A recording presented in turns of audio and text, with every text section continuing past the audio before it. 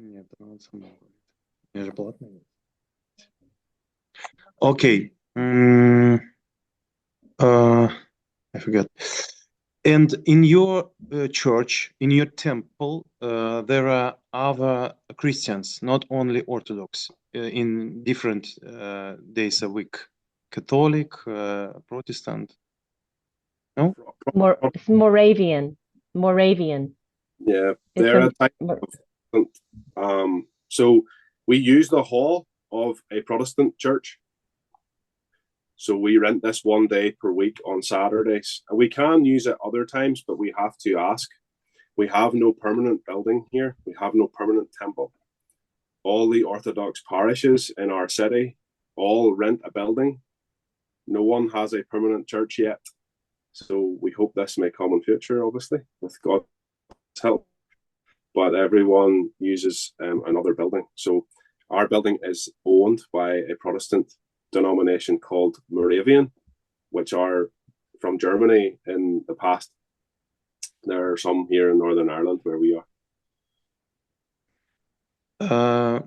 I think your church, this whole in that part of Belfast that more Protestant, not Catholic. Yes, I make mistake that Belfast are divided. Partly, but no. Yes, Belfast would be half Protestant, half Roman Catholic. So the area we are in is probably more Protestant. But you know, you could go a short distance and it's Catholic. So it's not far away, if that makes sense. Not every member of our discussion from Russia knows that in Ireland there was a very difficult battle between Roman Catholic and Protestant in 18th century. I forget. A long time. Maybe you could say centuries. Many years. But in our lifetime, within maybe the 1960s until the 1990s, it is called the Troubles. We call it the Troubles, and with murders, with fights, yes. Terrorism, bombings, many murders, many deaths, many tragedies, and very sad time. But this is our background here in Northern Ireland. This conflict, for all of us who have been born here and live here, that is our understanding of where we come from, and it is a great tragedy for us. In some senses, for us, becoming Orthodox and coming to the true church, we understand that in the true church, this is healing of this division. We pray to the church that we heal our country, that we heal our land where we are from. So it's a difficult past. How other Christians react to your conversation to Orthodox Church? Something. Sometimes difficult, sometimes understanding. My own personal experience, and maybe other people can speak about this, but I come from a Protestant background, so was perhaps more difficult for me because of the resistance to Roman Catholic, and they see the church, they see priest, and they think it's the same. They don't understand the difference. So that can be difficult for a Protestant understanding of what Orthodoxy is. So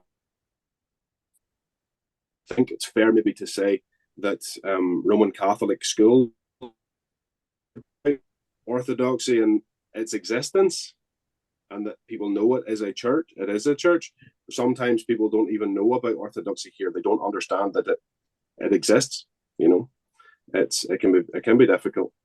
Maybe some others want to speak. I don't know, Father Justin, maybe, and others maybe who have experience of this.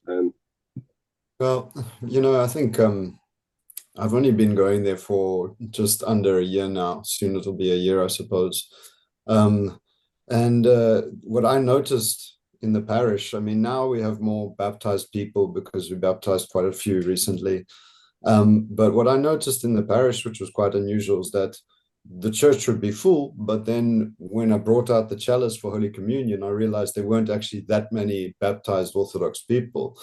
And I realized then that many of them were Protestant or some Catholics. And when I got to speaking to some of them, I think some of them actually wanted to become Orthodox, but there was still a lot of history with their families.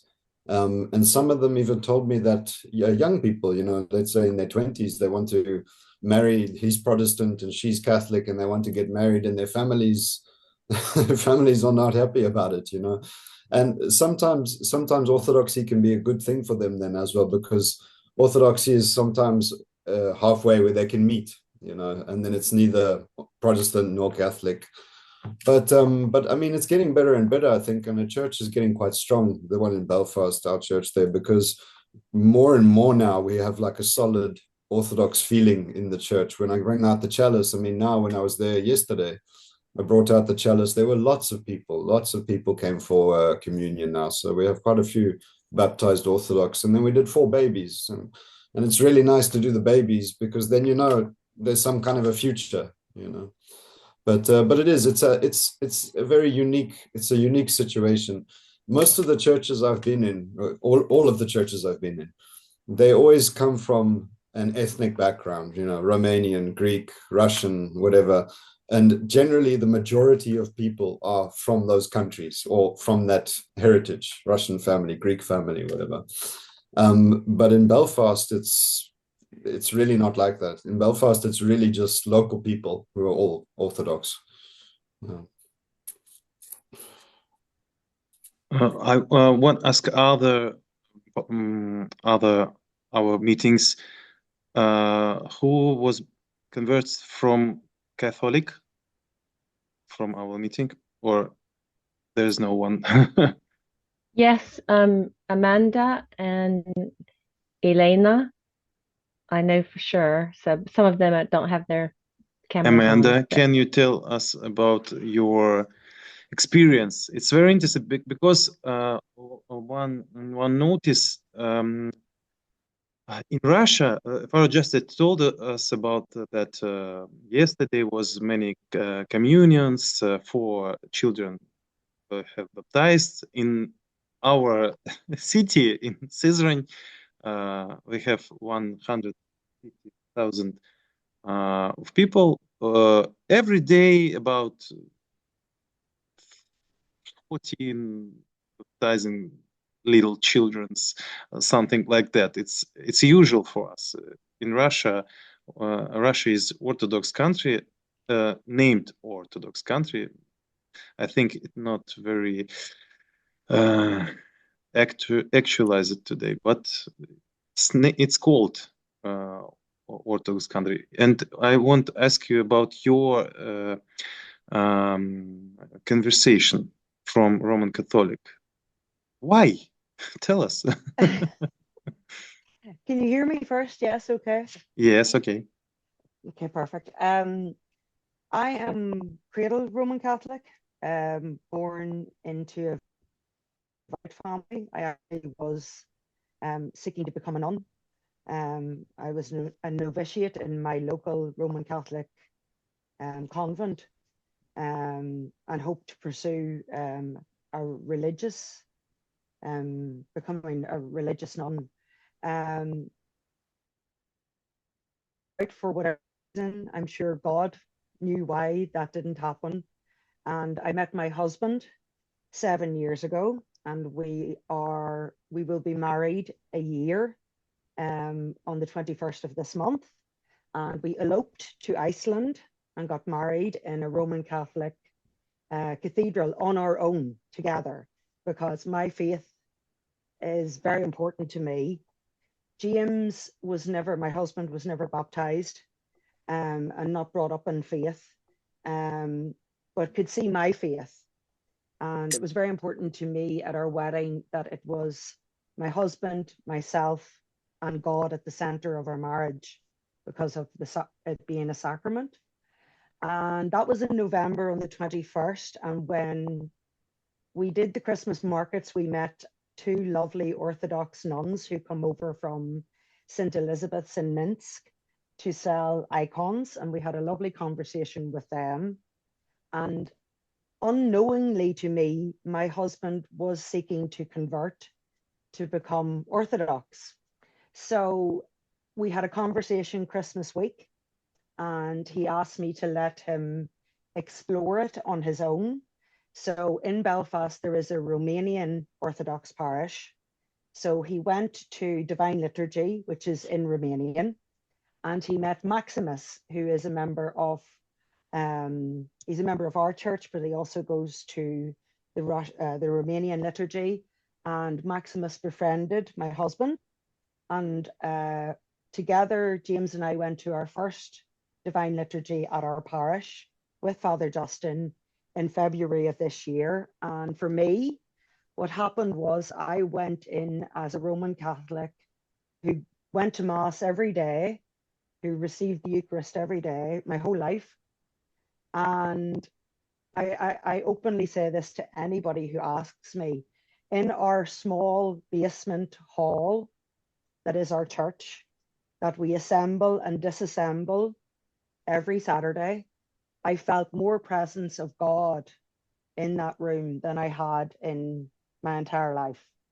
And I knew it was the truth. And I knew that God had called us there. And when my husband asked me that day when we were leaving, would I convert to Orthodoxy, I said, certainly. So we were inquirers for a while. We were made catechumen by Father Justin in September, and we hope to be baptized next year and then married again in Orthodoxy. So that has been my journey and my husband's journey to Orthodoxy. For sure, So, now for sure, yeah. For sure, yeah. That's great. It's a beautiful parish. We are very unusual in the sense that we don't have a permanent church, but our faith as a parish is very abundant. It's very obvious. There's a lovely Orthodox spirit in our community. We are all friends outside of the church. We all love each other very, very much. And we're very grateful for you being involved with us. So thank you so much for hosting this conversation. It's great to develop.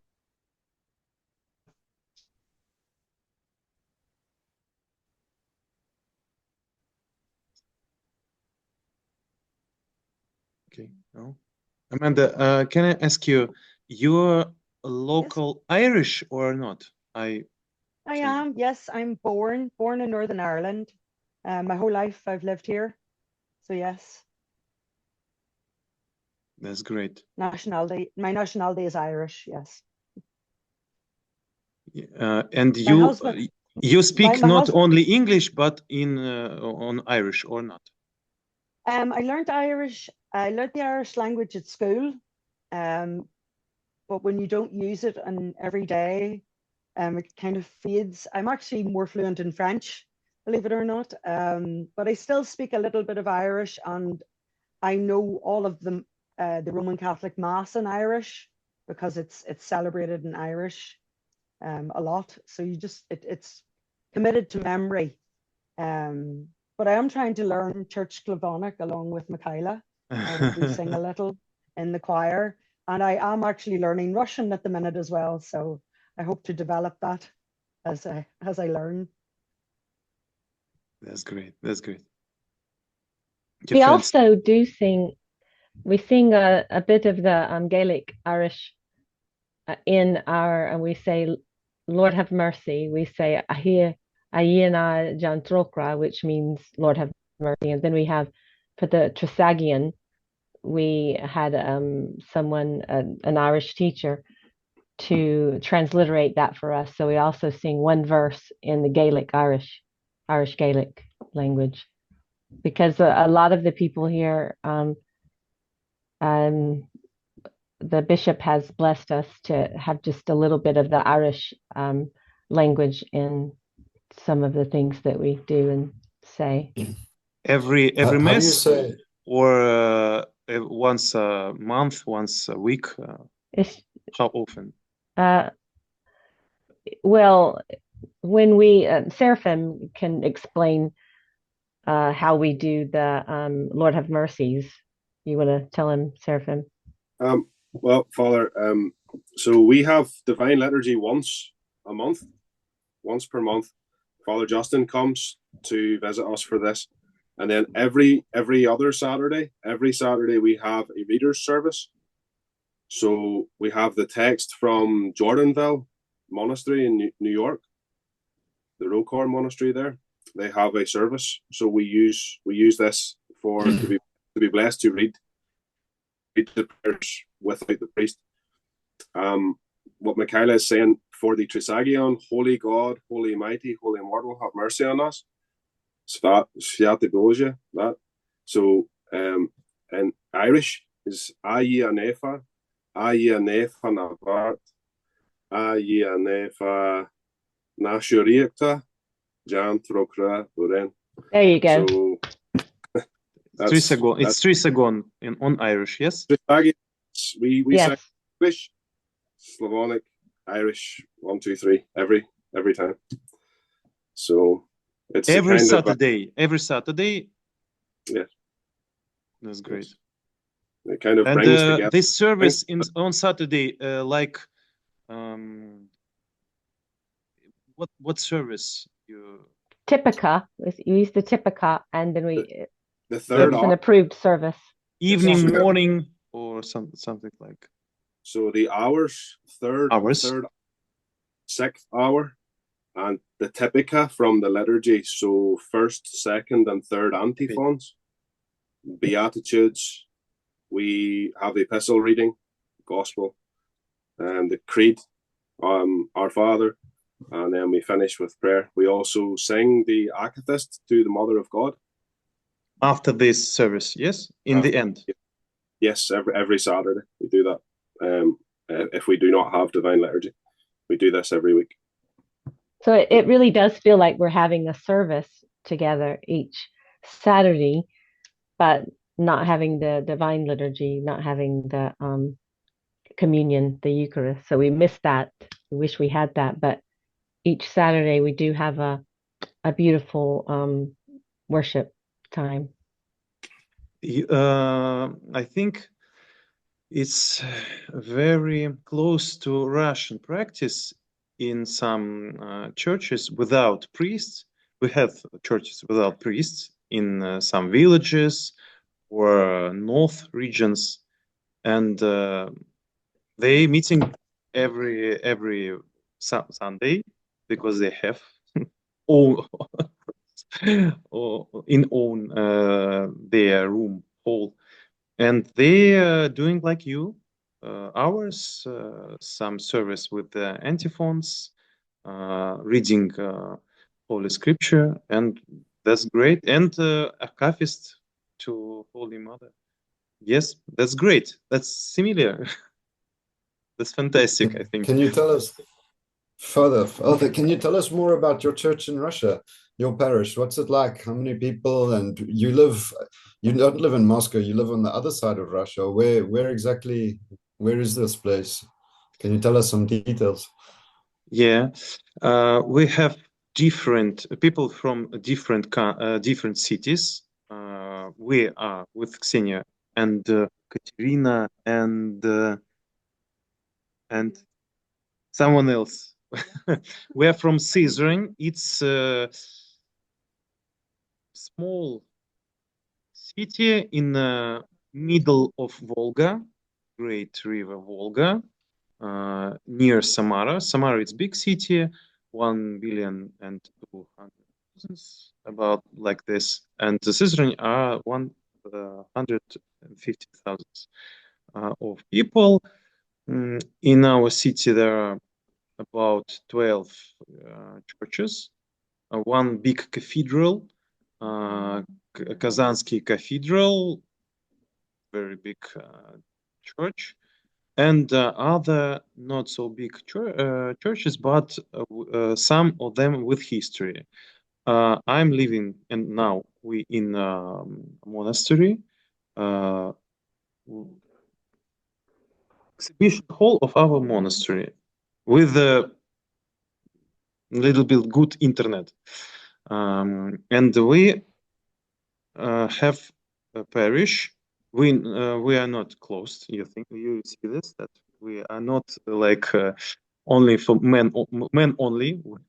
We invited some children's, women's, girls on our services. Our monastery open from 7 a.m. to 7 p.m. All day long. We have services every day. We are one monastery in all city, and we serve the liturgy every morning, and we complete our services every evening. We have parish. Our parish about, I think, 215 persons. Every week we got about 100 or 150 of communions. In our monastery, we about 4 years we reorganized our chant, chorus, choir. I forget. Excuse me for my English; it's very bad. I know. Choir. And you mean choir? Do you mean choir? Choir. Is that what you mean? Yeah. Okay. We reorganized to Byzantium chants. Take some not the oldest, but some like Byzantine with the Russian format of our some chants, and what else? Almost. I'm from Moscow. I want to leave Moscow because it's big city with an anti-human face, and I think that Caesar is great. It's great. Father David, just a minute, I will continue. And me, Valeria and Yulia from Voronezh.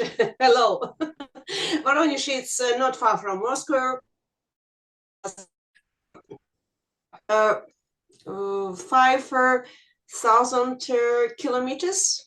100. 100, yeah. South, okay. Yeah, thank you. Russia, it's too big to take 100 kilometers. It's about 1,000 kilometers. 5 hours by car from Moscow. 5 hours, yeah. Yeah, by car. So Voronezh has got 1 million people. There are lots of churches there. Well, in every area, in every. Excuse me, Valeria. Second biggest church in Russia in Voronezh. Yes, right. Second biggest church. First is first is Temple of Christ, the Savior. Biggest in Moscow church, and the second is Voronezh.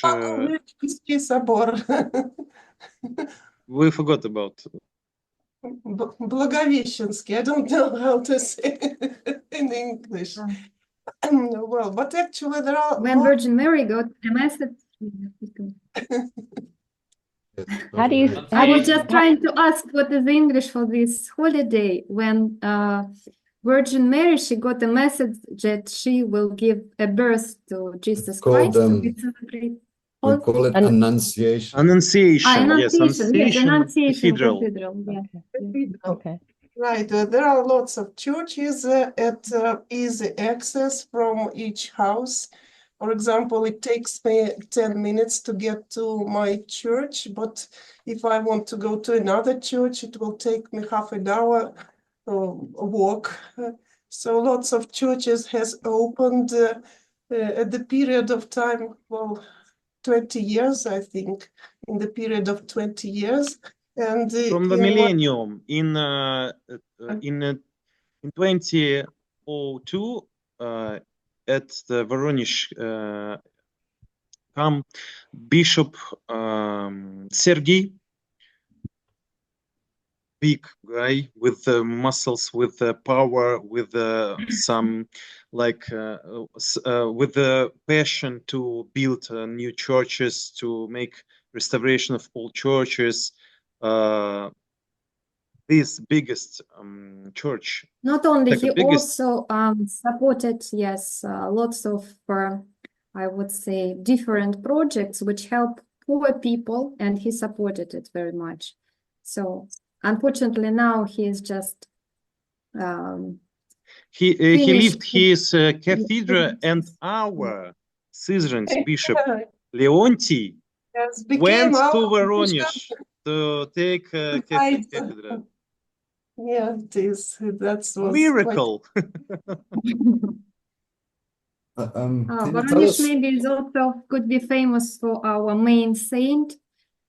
His name is Mitrofan Voronezhsky. He's very popular in Greece among monarchs, and not only so. And we may pray him freely. And so, what's the English for moshi? I don't know. Relics, holy relics. Okay. Yeah, so in this Annunciation Cathedral now, and also I think that we are very happy because we've got a spring in the city center devoted to Mitrofan Voronezhsky, and we can go and indulge in this spring with very fresh water, and you often have lots of blessings from Mitrofan. So do come to Voronezh. Yeah, sure. Can you tell us more about the spiritual life in Russia? Because lots of people here, you know, the way the West is here often, and the way things are going, especially in these countries like the USA and here in the United Kingdom and things, you know, things are becoming very, very confusing, very, very, you know, I mean, I don't want to sound like a nasty person. I'm not a nasty person, but very, very liberal, very confusing. You know, my children go to school, a normal government school, and they teach them about sexual identity and things like this, and they don't even know how to tie their shoelaces. You know, so a lot of people here, they look at Russia and they think, wow, Russia is like the Holy Land, you know, so everything in Russia is perfect, you know. But then I see so many people from Russia come here, and I say, well, why are you coming here if it's so good in Russia? And I get these strange conflicting messages, because sometimes people will show me pictures of Russia and it just looks amazing, you know, these churches everywhere, and the churches are full, and it just looks wonderful. But then on the other hand, everyone's saying, no, it's really bad. So I'm quite confused, and I don't really know what to make of it, how to understand. Yeah, that's I don't know, quite difficult issue. On the one hand, yes, I think that the parish now is young among lots of churches, and now we have like lots of people who believe in God. He goes to churches, but Russia is big, and if we say statistics, they say that unfortunately around 3% or 4% of baptized people regularly visit churches. So as you say about it's once a year. Regular. No, not once a year. Yes, every week or every month in Russia, Orthodox baptized people visit only 1.5%, but once a year, about 3-4%.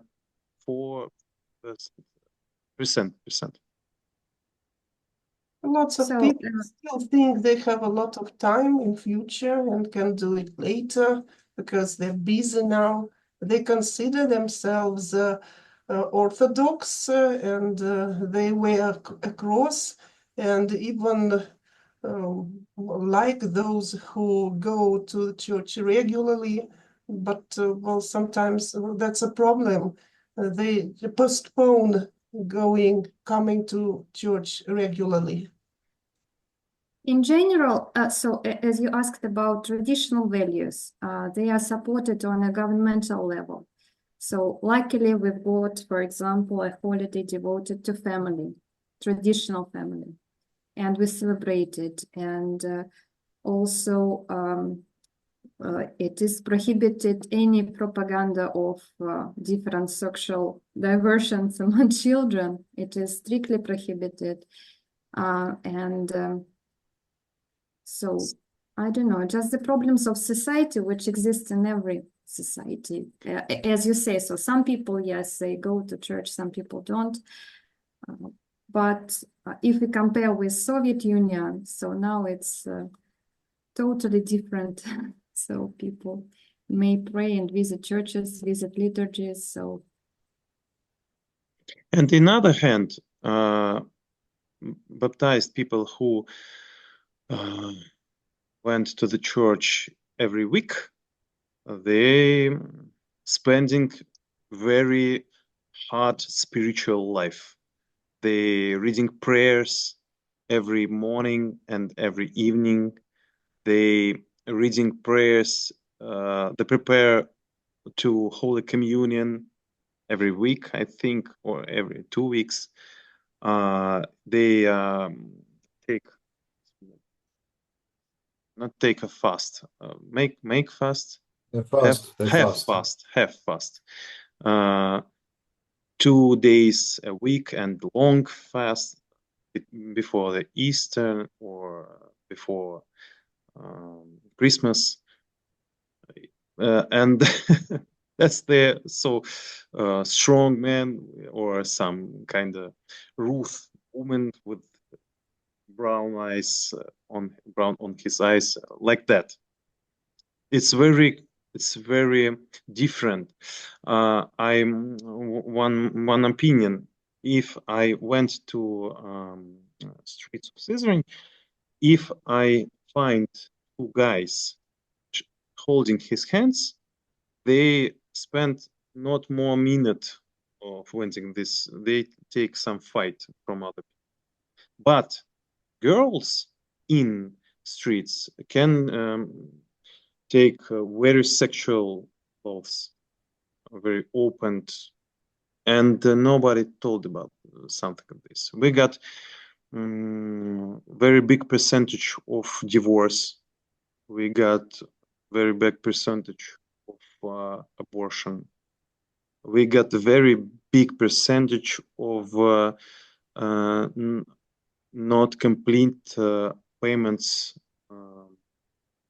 Элементы, как у нас будет? Payments for debt. No. Payments to children after divorce. Like alimony. Alimony, yeah. A very big percentage of don't pay alimony. About 19. And from the screens, we talk about our traditions, our traditional family. You can't, if you went to the church, you see the classic Russian Orthodox country with many children, with a traditional family, with old people, with respect. But in other places, I think different, because we have a Caucasian, we have a Altai. It's different culture. There are Tatarstan, Muslims, 95%. Bashkortostan, but in middle of Russia, the more Orthodox people who we called it Easter Christmas Christians. They come to church almost 2 times per year, on Easter and on Christmas. Well, I mean, thank you for being honest. That's good. I'm glad to hear that. I mean, I'm not glad to hear all those bad things, but I'm glad that you're honest. But I still want to come and I come and see so many holy places. Russia is like us, like Greece, traditional Orthodox countries. You have a lot of history and a lot of relics and holy places, pilgrimage sites and things like that to do. In the UK, here we have amazing history of saints, British saints, and many holy places to go visit. But nobody does it. People have forgotten. Everybody's forgotten about the saints here, So I try to, or we in the parish, we try to remind people and to get people to go and visit all of these holy places and to venerate these saints and things, because otherwise they just disappear. One of the most popular saints from the UK now is Antony Surorsky. So he's originated from Russia, but his books are very popular now. And not only books, but lots of people usually try to give his words as an example, how to pray, how to be honest with yourself as the God. So in every bookshop, we have about 10 to 12 books of Antony. Yes, I think. Okay. Yeah, very good. Okay. And one more saint from the Irish saint Patrici or Patrici is I thought I heard somewhere that it is a new saint for us. Well, we didn't used to have such, but now I even have got an icon of him and show it to children every March when we celebrate, when Great Britain and Europe, I don't know, celebrate that green holiday of March 17th. I don't remember, but yes. I show my kids this icon with the saint holding this leaf. Yeah, right. Yes. Can I say Saint Mitrofan? I have had an icon of Saint Mitrofan. I've had this for 4 years, and I never believed I would speak to people from Voronezh. So I'm very, very thankful. So I'm glad that you mentioned the saint. So thank you. Valeria goes to her icon of Saint Patrick. Yes. Yes. Amazing, glory to God. It was very interesting with Mitrofan because lots of people from Voronezh, they used to go to some distant holy places such as Greece and other destinations. And one woman, she told that during her dream, Mitrofan came to her and asked, "Why do you go so far to Greece, to other places? Why anyone don't go to me?" And she met him in a dream in Greece, and then she became visiting our cathedral. And so it's interesting. So while people from different places, Father, tell us, in Ireland, Day of Saint Patrick, it's only holiday, or some Irish people went to the churches, joined to services? Serafim, you tell us, what's it like? I don't know, because I don't live there. What's it like? So, well, it's a very big day. but I would say that not everyone takes it in a Christian manner. Many people do pilgrimages. There is a mountain called Croagh Patrick, which they walk to the top of the mountain, and there is a site on top of the mountain for Roman Catholic Mass. They say it there on the top of the mountain. There is also a mountain close to where I live called Slemish, which is where St. Patrick was. Tradition tells us that he was a slave boy there. So there is a cross on the top of that mountain also. Some people do pilgrimages to this. Unfortunately, many people for St. Patrick's Day is alcohol and a drinking celebration, not a church celebration. So it's a mixture of that, but it's a very big, important day for Ireland and for Irish culture. We remember St. Patrick, even if not everyone remembers and celebrates the Christian festival. But it's very important here. St. Patrick is very important here.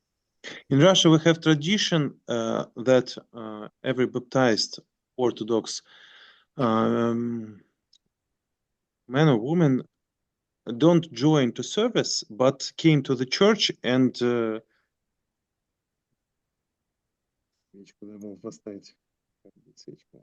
like put candles. Putting candles. Yes, putting candles. This tradition full of some mystics. You must put candle the right way, top to the top and no bottom. You putting candles to the health and for the deaf people and different candle hands.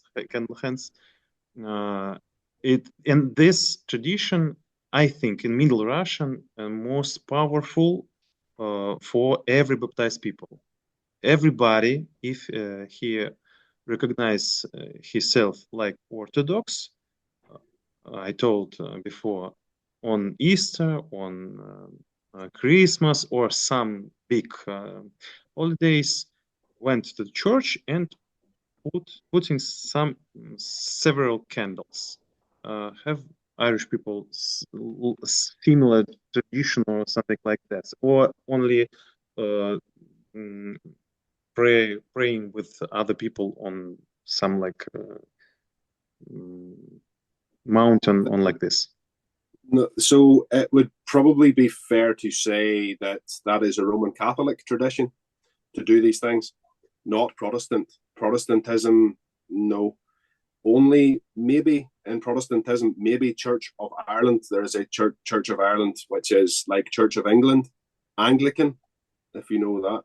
They would light candles, but not the Roman Catholic tradition, very strong with candles and remembering dates and the saints' days and festivals like this tradition within Roman Catholicism. For me, I only began to understand these things when I became Orthodox to do this. So I have two guys that conversed from baptism to Russian Orthodox Church, and they have a lot of questions about candles, icons, about fast, about physics on our services. A lot of questions. About 2 months or 3 months, we discussed before they take a conversation, but after this, they take this tradition, and it was very organic to do the cross on his body. It's like, and they say about like we birth with this tradition. Like this, it's a very very interesting case for me. For us, what I've seen, I mean, I'm also a convert, so I also had to learn all of these things. But what I've seen in the Belfast parish is it takes time to teach these people the simple things like making sign of the cross, or what we did yesterday. I taught, because a lot of the people, it was the first time they were coming for confession, to put their hands and to bow to the other people first and then to turn around. It's just little things like that, that if somebody doesn't tell you, then there's no way you're going to learn it. You know, so for the Belfast parish, it's very difficult for them because they're all converts, almost all of them are converts.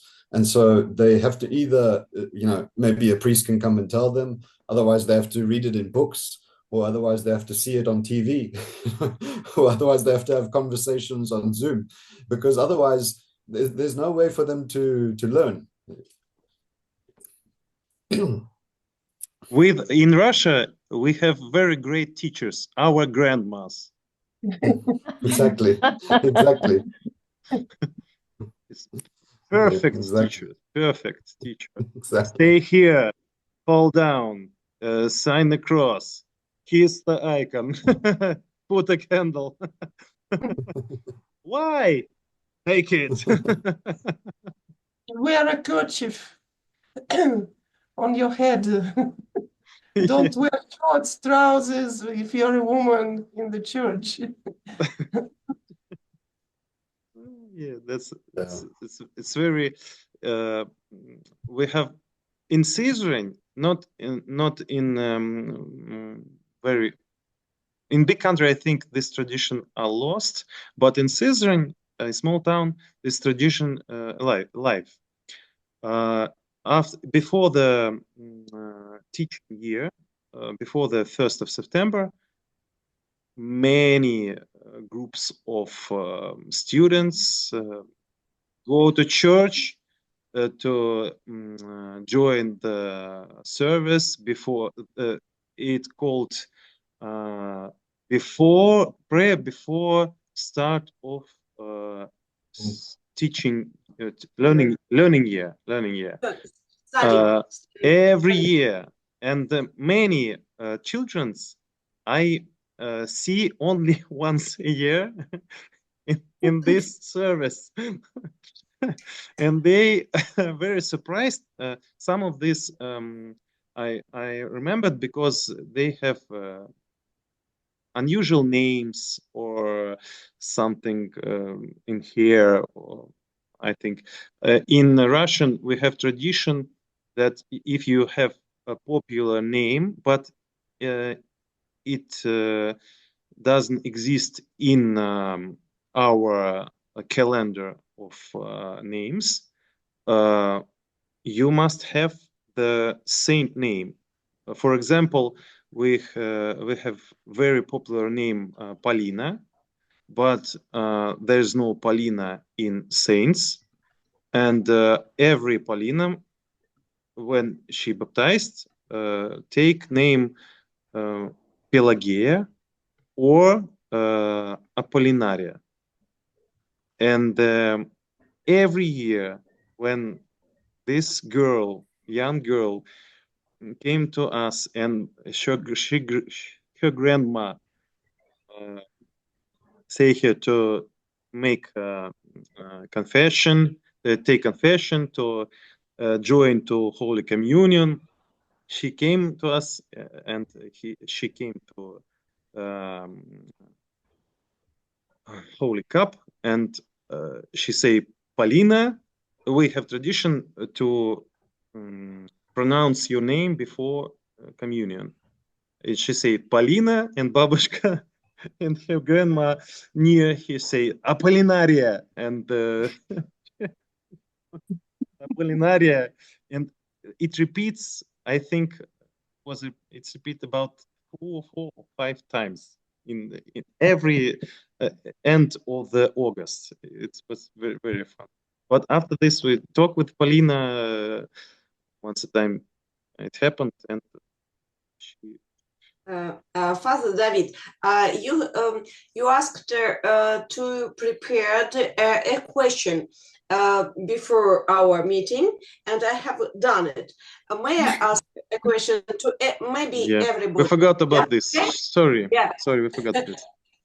Sure, for sure. To everybody. So my question is, what has made you feel happy today? To everybody. It just because it can be just borщ pelmeni has made me feel happy today. Anything you want, okay? Just blah blah. to say something, you see, Valeria, Julia, and me, we are teachers of English in Voronezh, and I used to ask my students before their beginning of the lesson, how are you? They say, so, not bad. And 2 years ago, I just asked them, what has made you feel happy today? No bad. No bad news. Okay, thank you. So you are welcome. And I go first because I have to go now. But what has made me happy today is meeting with you guys. Big deal. It's a really big deal. And I really appreciate all of your effort to invite us, us people who didn't know what this was going to be. But we really appreciate it, and it's made me happy today. Oh, So we thank do. you. We also appreciate Michaela. So we're so happy to see so many Christians. God bless you and your daughter. Yes, I've got to go check on my daughter. Thank you. If you remember, her name is Zoe, if you will remember her name in prayer. Okay, thank you so much. I'm Michaela. Okay, bye. Let me try to find the leave button. Okay, bye-bye. Other happy people? Well, I can... Stas, you say something. Well, for me, it was just a really nice sunny day, and I have a western-facing window here, so it's a really beautiful sunset. So that's what made me happy today. Is the sun still shining there? Because it's like nighttime here. Oh no, not anymore. Right before the call, though. Stas, you one question. You're half Lithuanian or half Ukrainian? Half Russian, half Lithuanian. But you have no accent of Russian or Ukrainian. Well, I can put it on, but I usually don't. So.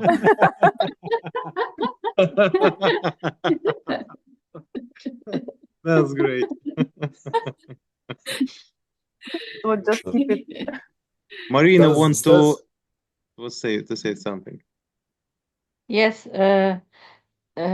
regarding good news for today, I had communion today in the morning, and I'm a Christian psychologist in Moscow, so I had a meeting with my client, a boy, and it was nice to play with him. I use play therapy.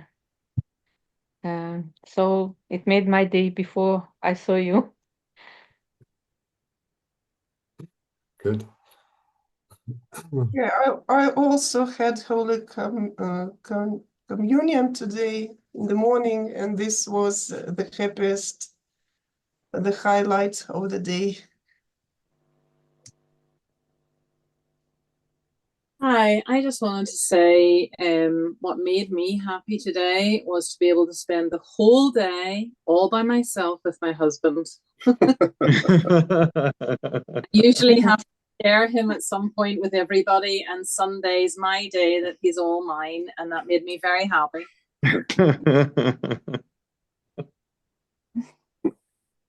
Aliona? Okay, so hello everyone. I'm from Nizhny Novgorod. I'm also the teacher of English, and what makes me happy, my Sunday school and my children today.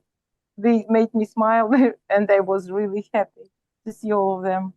And big hello to people from Voronezh, because our Sunday school is took the name of Peter Zverev, new matriarch. So half of my soul is there somewhere. between Solovetsky Monastery and Voronezh. Can I ask you, how do you do the Sunday school in your churches? Because for us, it's a little bit difficult. We don't really know how to go about it because mostly we only see each other once a week, right? And often we travel from very different places to come together just for this few hours, right? Once a week. And we have these children and we want to teach them, of course, about the faith. And okay, you know, you can teach them at home and you can try and live Orthodox life at home. But, you know, how do you do a Sunday school type of thing? Because, I don't know, we just don't know when to fit it in and we don't know what to teach them. And what happens in the end is we all end up doing arts and crafts and, you know, they're coloring in pictures and they can color in a nice icon or something. But then I say to my children, so can you tell me, you know, who is this in the icon? No idea, you know, so how do you do it? Oh, that's a great question. Well, I can say some words. As I have already said, that our churches are at easy access, so children do not go far. They just walk to their churches. Nearly all churches have got a special building where, well, for example, choirs have their rehearsals, or where grown-ups can ask their questions. And they see films devoted. It is actually a room like you are sitting now. Well, I'm in Slytherin. It looks very much like our rooms. They meet there, have tea and talk. Well, there are special meetings for young people who volunteer together and ask questions and play games. I told it I have already told it, perhaps, and this is the way. And the parents who attend these classes for adults, they bring their children maybe to another room when they have their games and other activities together. Well, and actually, lots of kids can walk to these meetings themselves if they are 12-year-olds, for example. That is not a problem, actually, in Voronezh. I can't say about Sunday schools, but I joined so-called youth department in one of the churches, and we practice Sunday meetings with tea, and usually priest or any of parish, they come to us and we discuss different books by saints, and we may watch some films, discuss it together. And one great deal is drama. Every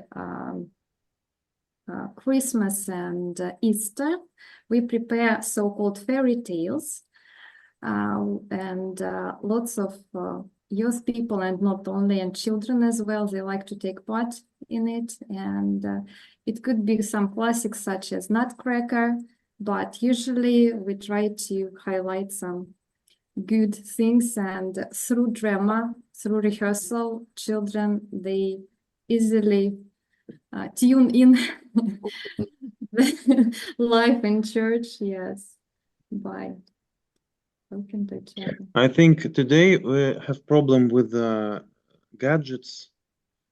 6 Yes. days a week, children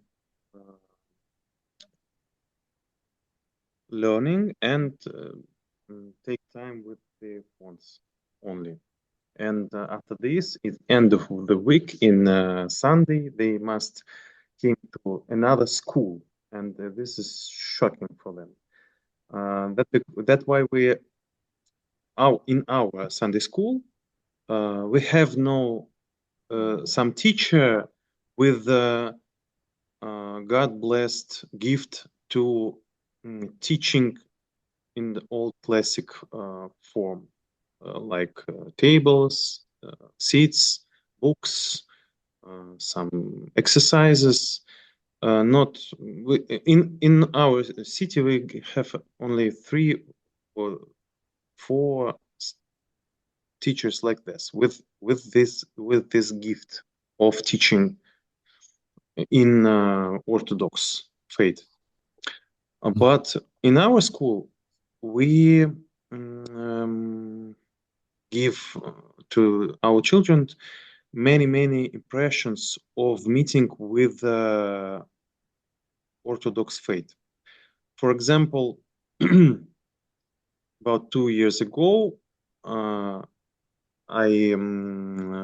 think how make children's remember the icon of Christ events like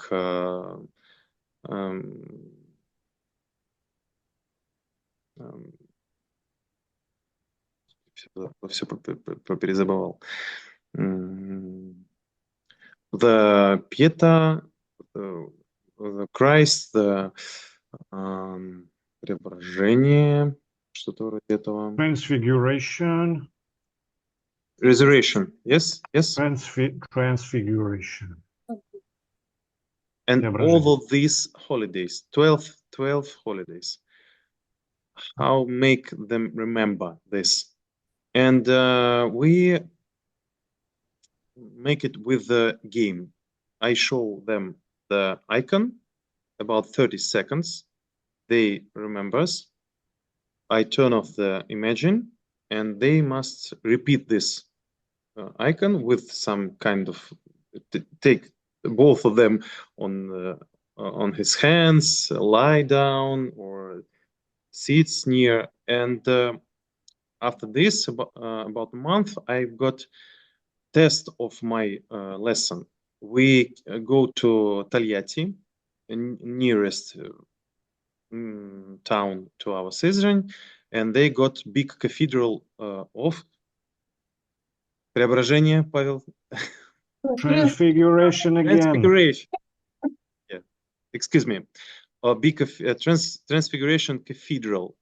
And I asked them who first show me the icon of Transfiguration, take a prize.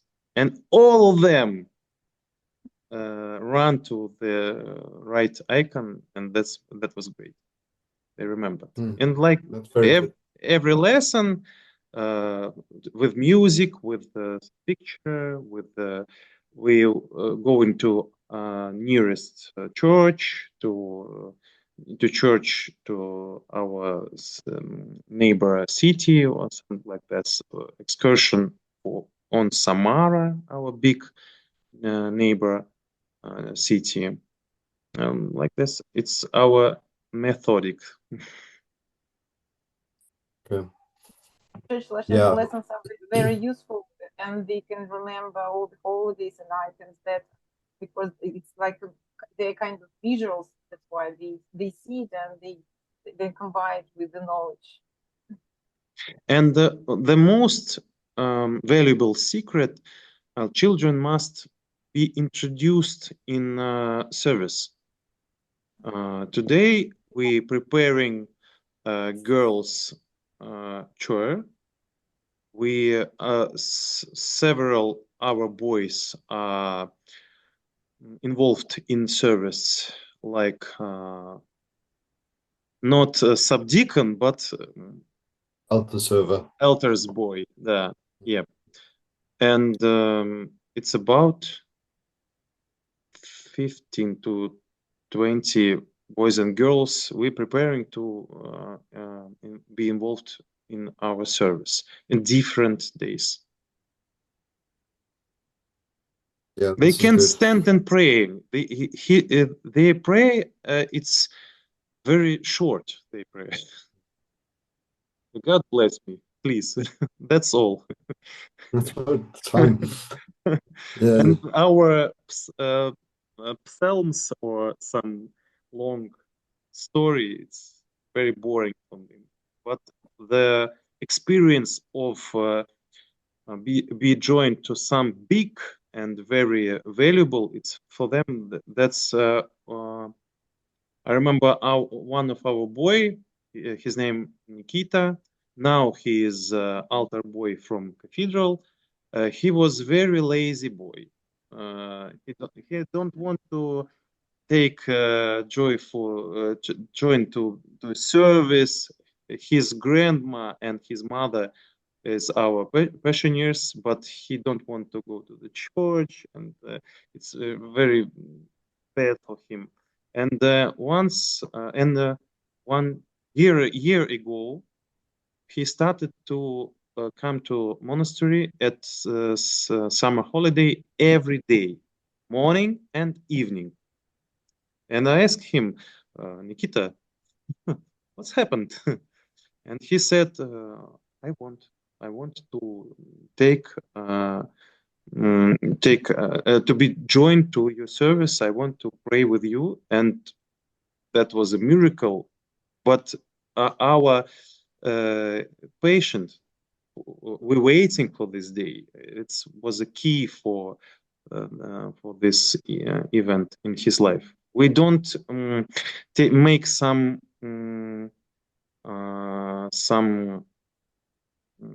big long story of maintenance of Orthodox or something. We waiting, and God bless him. Beautiful. That's lovely. And I also want to ask how many, sorry, I have lots of questions as well, but I want to ask how many other churches have you had conversations like this, like we're having now? How many other people have you had? How many other churches? Of different confession, of Protestant? No, everything. Like I saw you said there was a church in, I think, Uganda you had a conversation with? Yep. Cameroon. Cameroon. That's our second conversation. That was this first. One. This is second. Oh, this is the second one. Okay, good. So who's next? Ksenia, tell us. we got spine of our and the SM manager of our project. That's maybe with you one more time. That's great. Maybe.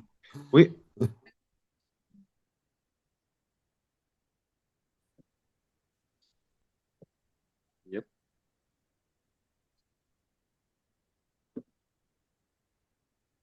It's up to you, Father. Of course we can. I mean, it's you must take heart of our English. We are enjoying your pronunciation, your vocabulary, and you must. I hope we can understand these Irish people, because for me, understandable. For me, they have a strange accent. But mostly I can understand. Mostly I understand them. Not always. I've been at India and have conversation with North Englishman with the Indian at the same time, and they're understanding both each other, but don't understand me. That was crazy. No.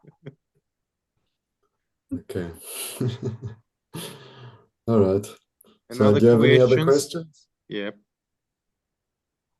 Do any of the parishioners, like I can see you've got Alexandra there, Yunan. Do you guys have any questions? No? No, nobody's interested. They're interested, but they're shy. Aliona, you want to ask something? Yes? Yeah, I want to ask if Irish children study religion school, and what religions do they study? Sorry, I didn't hear. Irish children studied at religion school. What religion school? Yeah.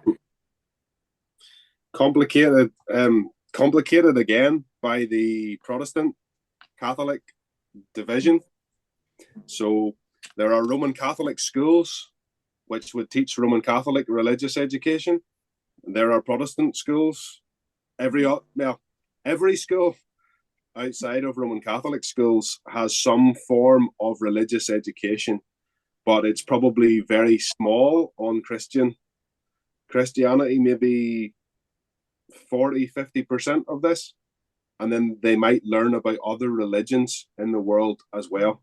There is not so much focus on Christianity here anymore in school. When I was small, when I was a little child myself, we would have said the Lord's Prayer before we had our lunch, our food at lunchtime in school.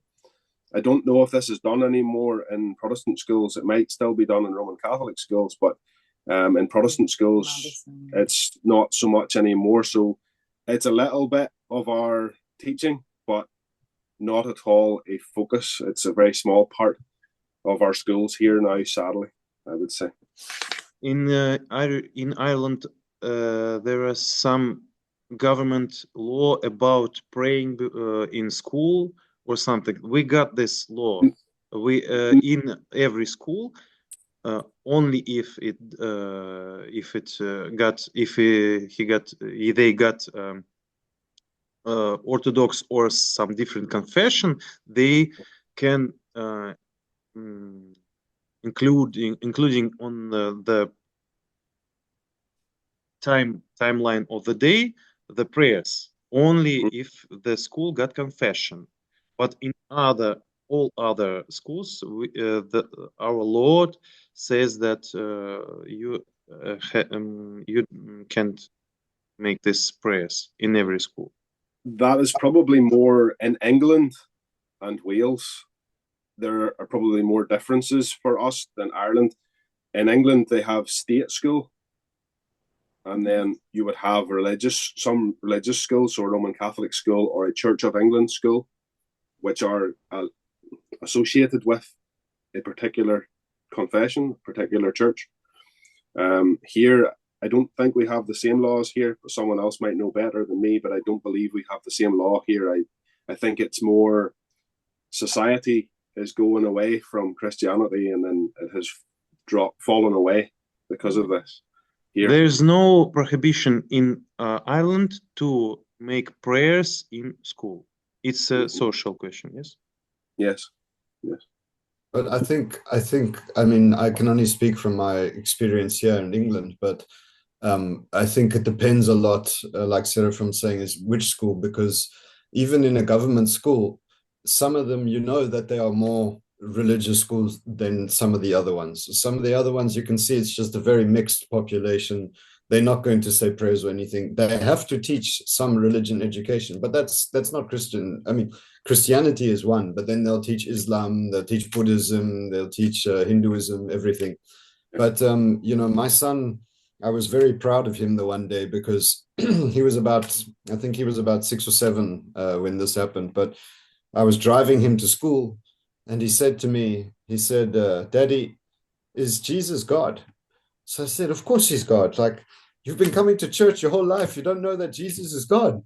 So I said, yes, of course Jesus is God.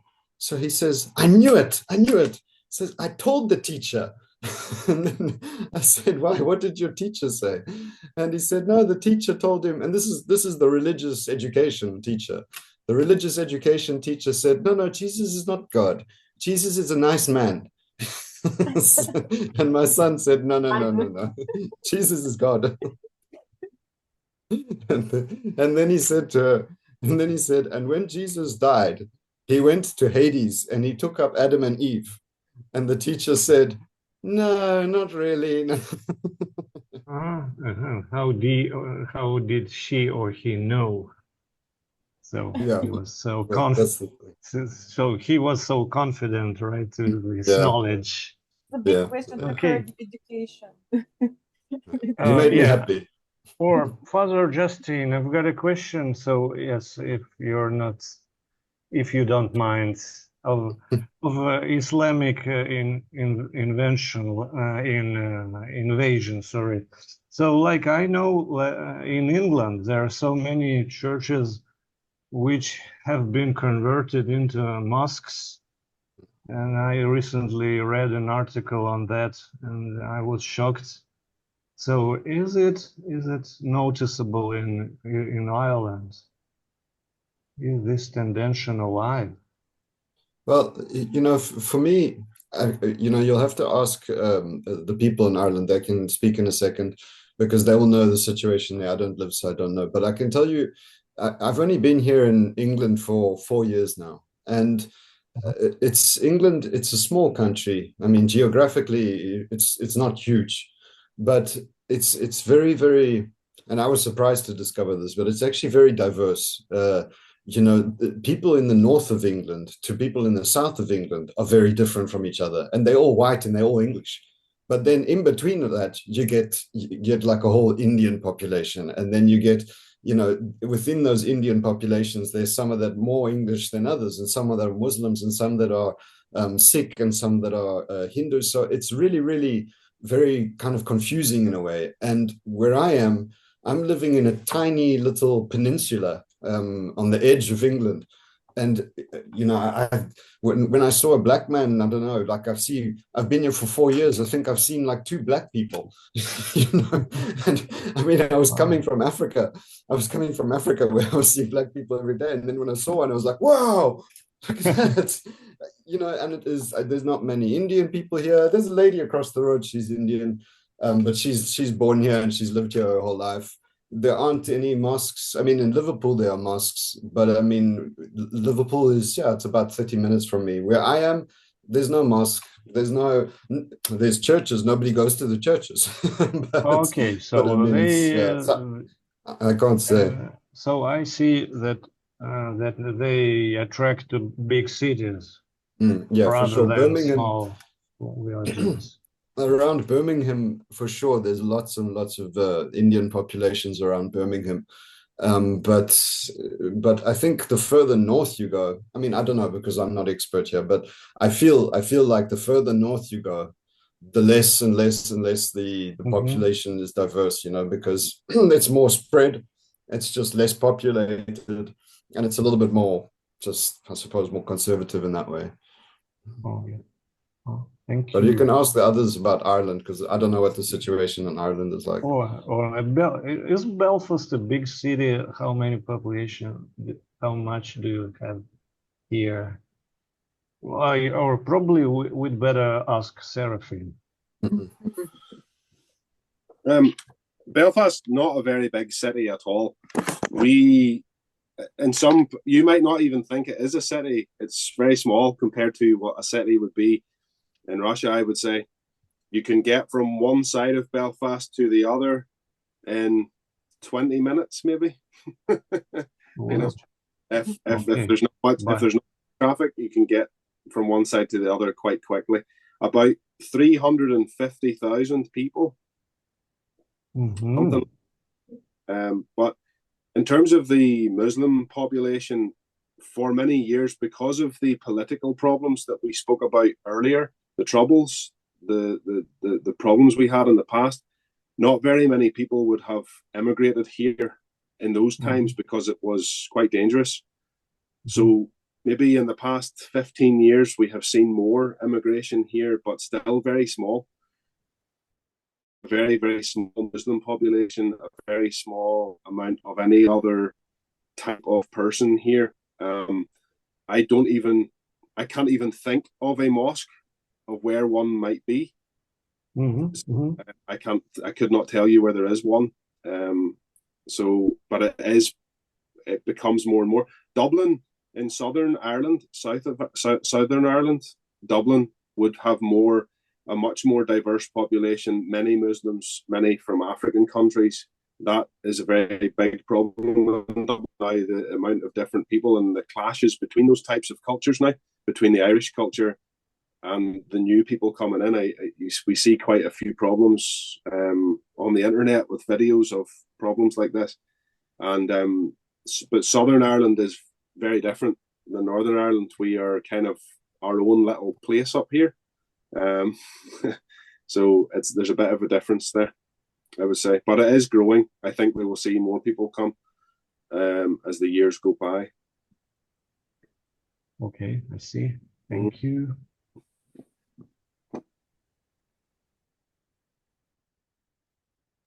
One question, Seraphim, or other our Irish friends, is there some mixed marriages with different constitution? I think you talked about marriage between Roman Catholic and Protestant, and what about other confession, different countries, black people, something like this? Probably the majority of mixed marriages would be between Protestant and Catholic people, very much so. In previous years, this may have caused a lot of problems within families. People maybe not speak to each other for many years because of these things. And now, today, not so much of a problem. There is a lot more understanding of that. With other races and other confessions, probably not so much yet, but it's getting more common. Immigration and people coming from other countries, that is becoming more common now. But I mean, I can tell you, I remember the first time that we had someone in school who was black from Africa. It was like I had never seen for my whole life. This was maybe 20 years ago. It was it was a strange, whole new thing to have someone from another country here. It was totally strange, and now it's just more in Belfast. It's becoming more common to see this now, but that's been a very recent change in Northern Ireland. Only black guys or Arabic, some kind? Same, black, Arab, from those other parts of the world. Until 20 years ago, very, very, very few people from other parts of the world here. It's only very recently that this has changed. There's quite a large Indian population, like that's growing as well. There's a lot of families coming over for work in Belfast. Ireland, not England, Ireland. Belfast primarily, yeah, from India. I think Stas, that's probably a lot of them work in IT, right? Computer science and stuff like this. Yeah, but yeah, you also get a lot of like hospital workers, so nurses and doctors coming from India working here too. Yeah. India, in Russia, most, I can tell it, cheap workers are from Middle East. It's Uzbekistan, Tajikistan, kind like this. We have no Chinese workers. In Belfast, Indian people make this work, or some others? I would say it's actually the more wealthy people from India and from China that are coming here rather than the lower classes, because the lower classes can't afford really to go to, to come to the UK at all. So you get like more specialist workers coming here, and you get a lot of students from China coming here. Yeah. Because it's cheaper and better for them to study university here than it is at like a really prestigious university in China or in India. So, and it's a good like Western education that they get. And then a lot of the time they actually go back when they're done with their education. They go back to China, they go back to India with a good degree, and they get a good position there. If some Chinese take a marriage on Irish girl, it will be okay for other Irish people, or it's very strange or something? Not so strange. Might be a little uncommon, but I don't think today many people would have an issue with anything like this now. Today, maybe 30 years ago, maybe a little problem, but not today. People are a lot more accepting of those things. Most, Stas is correct, the most Chinese population is very strong for the university here in Belfast. Queen's University in Belfast is seen as a very good university. So a lot of Chinese people. When I was at university, I did architecture, and a lot of engineering students. Engineering were almost all Indonesian. There was whole classes of Indonesian Muslims who came for study, and then they left after their degree. So that was a very strange thing within the university. And then not outside Belfast or outside the university, but a whole class of Indonesians, a lot of Indonesian women, engineers. I remember that. Sorry. I think it would be fair to say that if there was any problems, it's not necessarily from the people from Northern Ireland. It's actually, I have a lot of friends who are Chinese or who knew friends who were Chinese, and it tends to be that their own families are not so keen on the intermarriage with people like ourselves. I don't think we so much have an issue the other way. I think they don't like it so much. And in fact, I know a friend, her brother, the parents disowned his girlfriend because he wanted to stay with her. And they only accepted her back whenever she left him. And I think that's quite common. It's only national question, not religion, only national. Yes, not religion.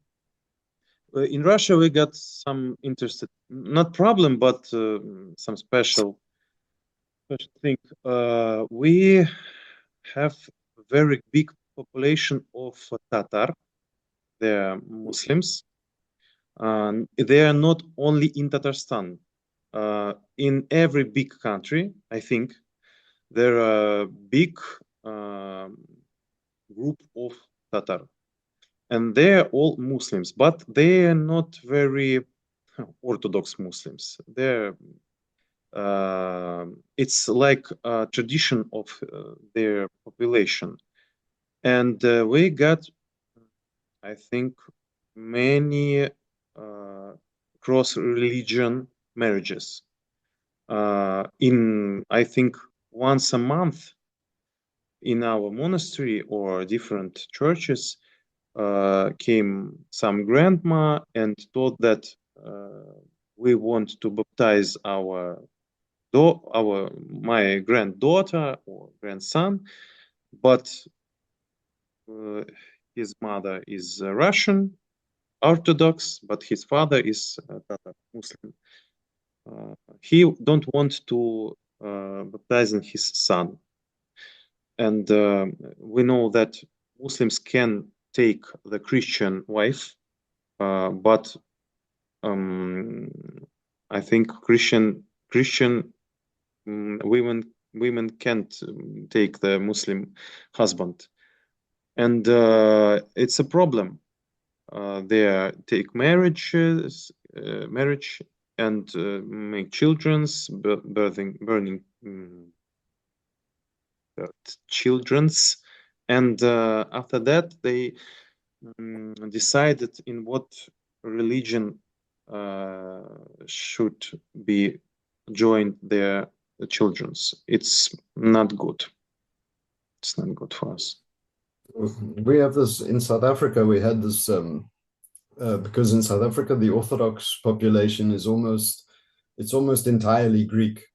We have a Russian church, we have a Serbian church, a Romanian church, but they were all under the Greek bishop, and they were all very small churches. So most of the people, Orthodox people in South Africa, were Greek. And my wife is also Greek. And when she was growing up, her father said, in this house, even though they were living in South Africa, they moved from Greece and they were living there in South Africa. And he said, in this house, we only speak Greek. And when you grow up, you can have a boyfriend, but he has to be Greek. And so when she grew up, she was 21 years old, and she had her first boyfriend, and her dad was not happy about that, even if he was Greek. Then when she got to about like 25, she still didn't have a boyfriend. So they said, okay, fine, you can have a boyfriend from Cyprus. That's okay. Then she had a boyfriend from Cyprus, but it didn't work out. So then she was like about 30. So they said, okay, fine, you can have a boyfriend from anywhere, so long as he's white. So then they said, when she got to 35, they said, we don't care anymore. You don't have to get married. You don't even have to have a husband. Just have a baby. Just have a baby now. But this is really a problem, because a lot of these girls and young guys as well, who came from these traditional Orthodox families, were not able to mix into the local population. They were lucky if they found other Greek people, but then it just became a little Greek, like a ghetto. It was just Greek people with Greek people with Greek people, and they had a Greek school and they had their Greek restaurants and they had everything, and they didn't actually integrate into the normal society. So we used to have these mixed marriages where sometimes then a Greek person would meet somebody who wasn't Greek or whatever and fall in love and they want to get married.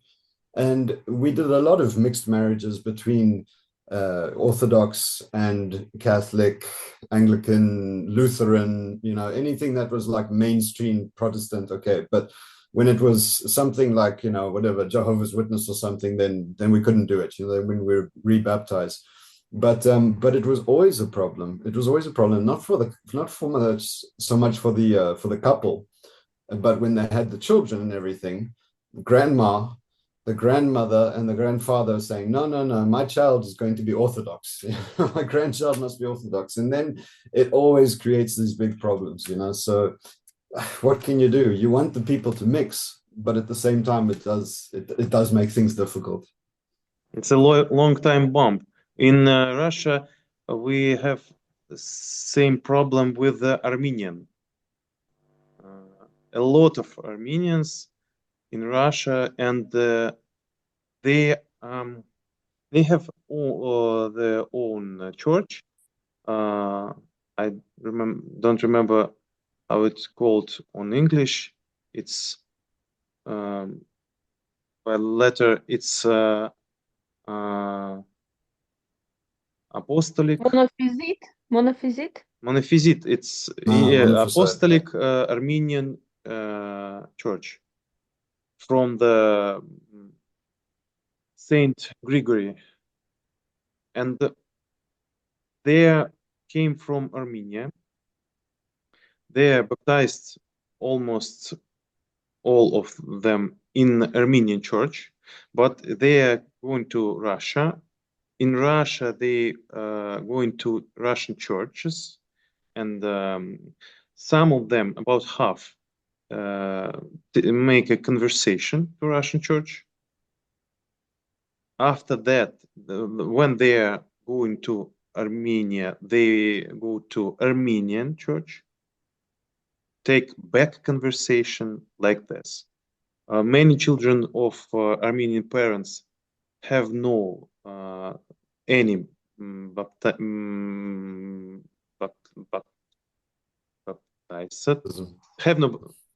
hadn't baptized in any church, because traditionally they must invite many neighbors or some parents or some friends to. It's a celebration of baptizing in Armenia, and 2 years ago, I go to some couple. They all with 3 children was Armenian, but he was baptized in Russian church. She was baptized in Armenian church, and all of them 3 children not baptized. Yeah. It's in Armenia. It's very complicated. Very, because it's national question, very national, like a Greek, I think. Yeah, exactly, for sure. Yeah. Anyway. Very interesting. Marina? I have a question. Is it true that 100 years ago our churches wanted to unite or discussed this procedure, English and Russian church? I mean English Anglican church. I think you are referring to what I believe is called the Oxford movement. I think so. I believe there were conversations about this, because Saint Nikolai Velimirovich, he came to London and he came to Oxford and he spoke at the colleges there to try and begin these conversations. There were Anglicans who wanted to return to what they understood to be the truth of Orthodoxy, and then it's never happened. It's something I would like to read about a little bit more myself. I don't know very much about it other than what I have said, but you can find St. Nikolai's speeches, his talks that he gave to the Anglican. There was a whole group of Anglicans. There was talks which he gave about this topic, and it all happened around, I believe it came around the time of World War One, the First World War. So just in the early 1900s, my understanding is perhaps the war actually stopped to this, and then obviously what happened in your own country, in Russia, the whole world changed overnight. The whole world changed. There's a desire for this, but didn't happen. I don't know if anyone else knows any more about that, but I have looked into it a little bit. So I think in 2014, our Patriarch Kirill meeting with Anglicans priests, and it was a surprise because month or 2 or 3 months before this, the Anglican Church legalized female priests, and it was shock because between Russian Orthodox Church and Anglican Church, not many differences in our apology or our learning of faith, but the female priests, it was the point of our discussion. After this, in what year? And you see, I can't show. It doesn't work. Is that right? Okay. This book is called William Palmer. Yeah. The Oxford Movement and a Quest for Orthodoxy. It is by the Holy Trinity Seminary Press in New York, Jordanville. The monastery there, they published this book, and it's a little bit of history about this topic, about the desire to reunite, which didn't happen, we know, but yeah, it could be interesting for anyone here who would like to read about that. So in Russia, we got tradition called each other of altar services father, and it's our tradition. Father, okay, father, wife, father, for altars boy, for deacons, for subdeacons. So it's our tradition, little tradition. Father. And I call it. Excuse me if I call you father. It's our tradition. I wanted to ask one last thing. Has anyone in your parish, anyone here, have you been to United Kingdom or not? Yes, me. Yes. Me, I was in 2012. I've been as well 3 times. It was 3 times. so long ago. So term courses of English in county of Kent, and I was lucky enough to pilgrim to the St. Augustine's Cross. Have you heard of this place, St. Augustine's Cross? When this baptism of England began. Yeah, I even wrote an article on that in Tatyanin Day newspaper in Moscow. So it was in 2000 year. Okay. Yep. I have been to London 5 times in my dream. It's better to be once in real life. Ed, can you sound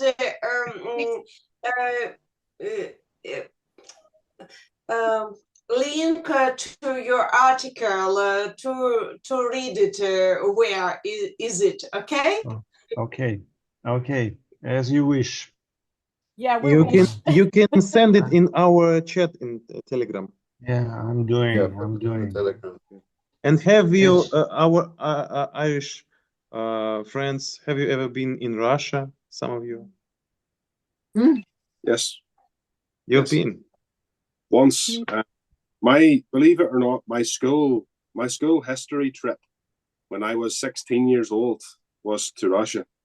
So I thought it was too expensive. They sent the letter home and I put it there where my father could see, because I thought he would see the money and say no.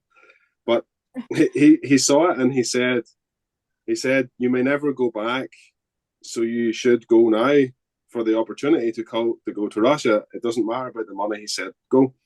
But the thing that I remember the most about this trip was I was able to go to church in the St. Michael, the Archangel, in the Kremlin, where the Tsar was crowned.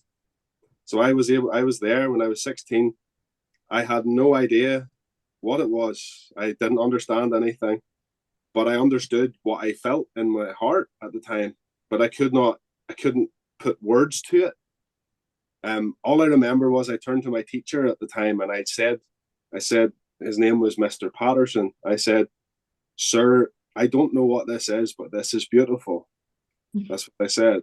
And he said, "Yes, it is very beautiful." And how I described it for many years was like a golden feeling. That's what I said in the church, was golden. It was golden to me.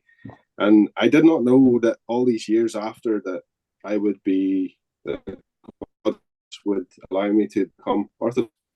I'm very thankful for that trip. It really changed my life in the end. So God knew, and I'm thankful to my father for helping me to get to the trip. So yes, I've been in Russia and I'd love to come back sometime. I hope I can. You're welcome. You're welcome for sure. Awesome, just awesome.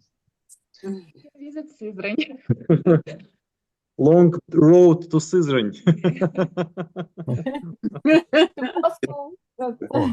Okay, at least now I know the population of Belfast and Sızrань. I can compare them. It comes out like Belfast is 2 times bigger. Yeah. Yeah, okay. Artyom wants to ask a question. I wanted to tell you that I've been to I haven't been to Great Britain, but I've been to Ireland, not Northern Ireland, but which is to the south of Northern Ireland. Do you hear me? Yes. Yeah. Yes, I do. Whereabouts did you go in Ireland? To Dublin, to Kilkenny, to the western coast. I don't remember all the names. So there was a city called Galway, I think, and Limerick. And then maybe I've been to it. Maybe not. I'm not sure. And I wanted to ask you, Father Justin, how to which countries have you been, and which is your favorite one? Countries I've been to. I've been to so many places. I've traveled around lots of places, but you know what? I mean, I actually don't know anymore, because I think I spent a lot of time in Western Europe. I spent about 10 years traveling around Western Europe. So I went to every country in Western Europe except for Ireland. It's the one country I never went to, right? But I went to pretty much every other country in Western Europe and a little bit in Eastern Europe. But I wanted to go back to South Africa. When I was doing this, it was just to see the world, but my plan was to go back to South Africa. And so I went back to South Africa. I got married, I became a priest, I had children, and things were okay. But then the country started really falling apart and all sorts of problems and things. And my wife and I decided it would be better for us to take our family out, because we were worried about our children. And so the only place I could find a transfer with the church was in England. So it wasn't that I chose to come to England. It's just I ended up here because this was the only door that opened. So we came to this place. I've never even heard of this place where I'm living. And so that's how we ended up here. And that's how I ended up going to Ireland, because of the parish there is connected to our church here. And I can't say that.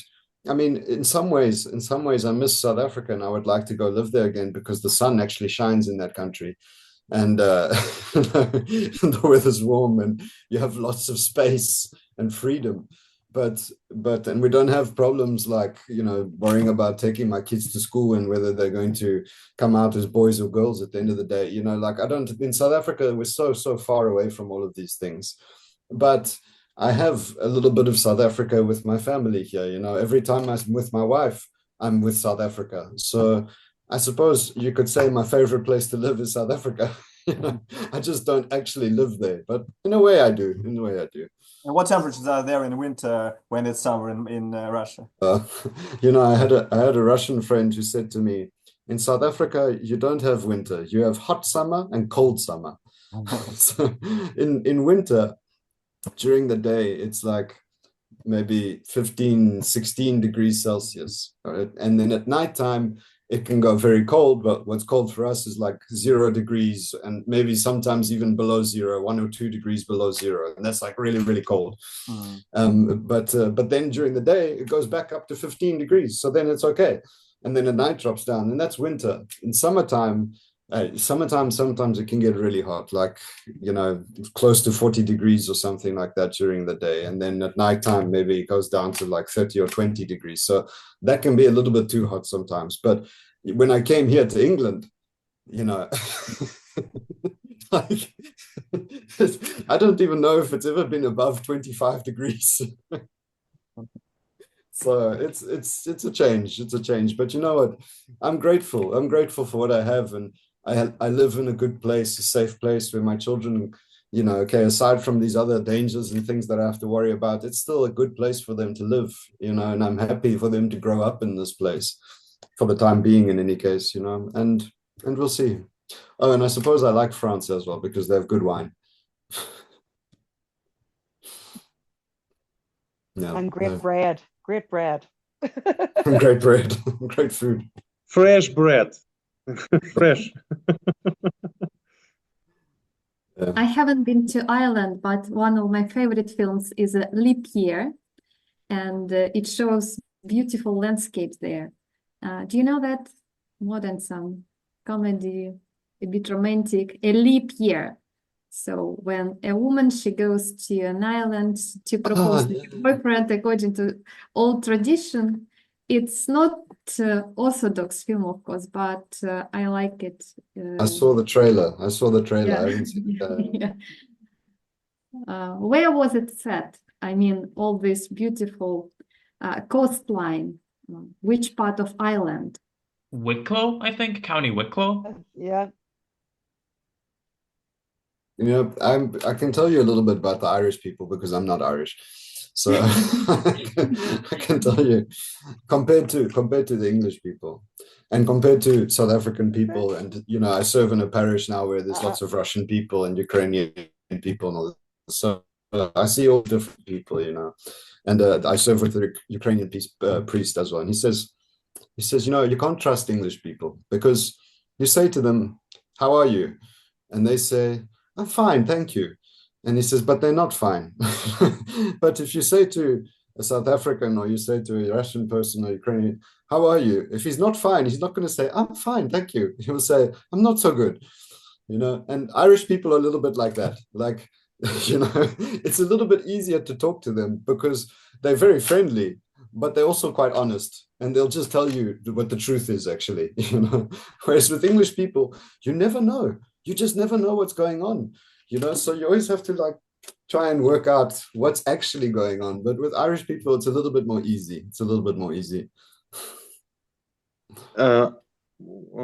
I think there is theory that Orthodox in Russia came not from Greek but from the Irish Christians, because in the north part of Russia, Novgorod, Pskov, some north regions, there are many symbols of like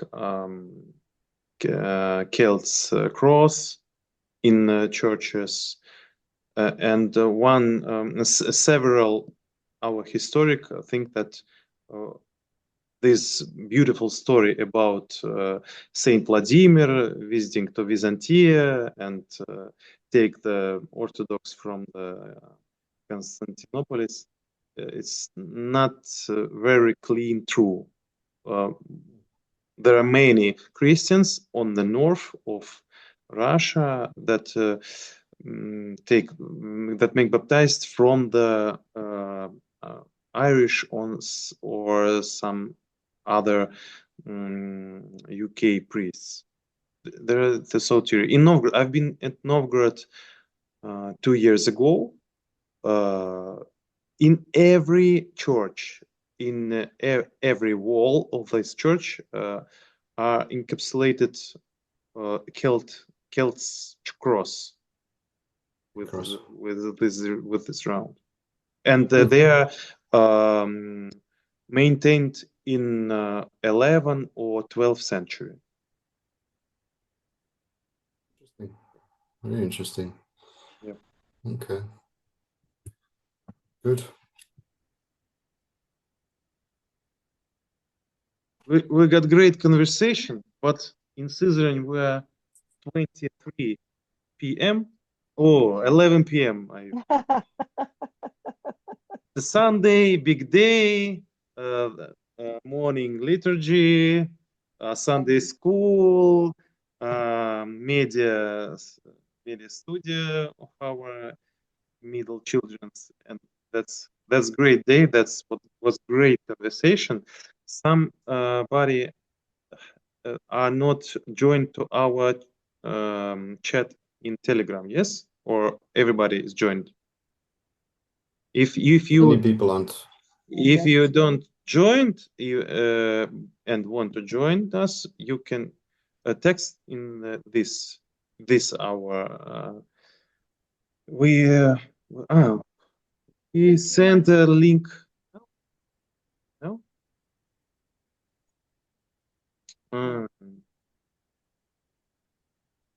We make it now. So I did it. You asked me for the link. I sent it. Link your article, but Yeah. we talk about link to our chat in Telegram, Orthodox around the world. Yeah. Is it a closed group? It's closed group. Or only. How can I enter? Yeah. It's safety because some of in Russia there are many people who hate Russian Orthodox Church, and they find some places in internet too